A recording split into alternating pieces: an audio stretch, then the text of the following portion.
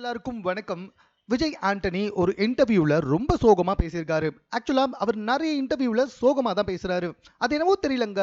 நடிகர்கள் வந்துட்டு கொஞ்சம் முன்னணியில இருக்க நடிகர்களை சொல்றேனே, ஒரு 2, 3 படங்கள் ஓடிட்டாலோ, கொஞ்சம் ஃபேம் ஆயிட்டாலோ, அதுக்கப்புறமா மேடையில அட்வைஸ் பண்ண ஆரம்பிச்சுடுறாங்க. ஆனா இப்ப அதெல்லாம் பயங்கர கிரிஞ்சா இருக்கு. இவரும் அதே மாதிரி தான். நிறைய இன்டர்வியூல போயிட்டு கொஞ்சம் அட்வைஸ் பண்றன்ற பேர்ல வாழ்க்கையோட இயல்பு, தத்துவங்கள் அது இதுன்னு சொல்லிக்கிட்டு இருப்பாரு. ஆனா இவருக்கே என்ன நடந்துச்சு தெரியுமா?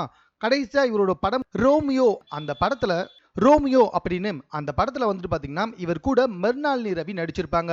படம் அட்டு ஃபிளாப்பே. ஆனா இவர் என்ன பண்ணிட்டாருன்னா, அந்த படத்தை கிட்டத்தட்ட அன்பே சிவம் படம் மாதிரி ஆக்கிடாதீங்க அப்படின்ற மாதிரி சொல்லிட்டாங்க. அதாவது அன்பே சிவம் அப்ப பேசப்படல, இப்ப பேசிட்டு இருக்காங்கல்ல அந்த மாதிரி. ஸோ அதை வந்துட்டு இந்த படத்தோட கம்பேர் பண்ணும்போது எல்லாருக்கும் செம காண்டாயிடுச்சு. எல்லாமே ட்ரோல் பண்ண ஆரம்பிச்சிட்டாங்க. எல்லாருமே வெறுப்ப கக்க ஆரம்பிச்சிட்டாங்க. படம் அட்டு ஃபிளாப்பு.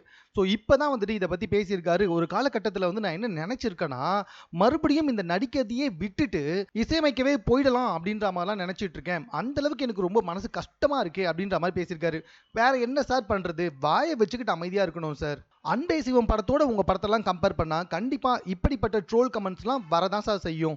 என்னுடைய பர்சனல் அட்வைஸ் அவருக்கு என்னன்னா, அவரு நடிக்கிறதை விட்டுட்டு கண்டிப்பா இசையமைக்கவே போலாம். உங்களோட அட்வைஸ் என்னன்றதை கமெண்ட்ல தெரியப்படுத்துங்க. மேலும் இது போன்ற செய்திகளை உடனுக்குடன் தெரிந்து கொள்ள நம்ம சென்னை சேனலை சப்ஸ்கிரைப் பண்ணுங்க.